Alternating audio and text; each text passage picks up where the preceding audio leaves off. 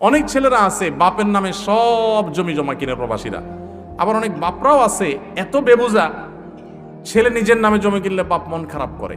এটা বাপের মূর্খতা, বাপের অজ্ঞানতা, বাপ জানছে না সেজন্য এটা করছে। তার সম্পদ তার নামে থাকবে, এটাই সঠিক।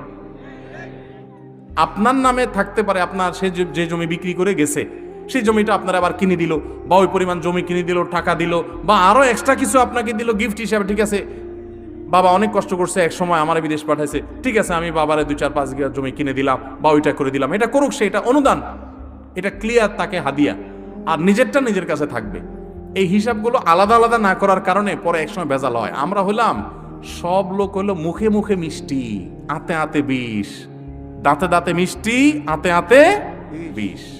উপর দিয়ে বলি না না না আমার নামে দরকার নাই, সব তোমার নামে হোক। কদিন পরে এবার বলি না এগুলো তো আমার কামাই করা জিনিস। তা আগের ভেজালে ভালো ছিল, ক্লিয়ার কাট করা দরকার ছিল। প্রবাসী অনেকে ভুলটা করেন, এই ভুলটা করবেন না। ইসলাম আপনারা বলেন না উজাড় করে সব ঢেলা দিয়ে এক জায়গায়, এরপরে ধরা খায়া বলেন যে আমার তো হায় হোসেন, হায় হোসেন, আমার তো হায় কোপাল, হায় কোপাল। আল্লাহ আমাদেরকে সংশোধন হওয়ার তৌফিক দান করুন।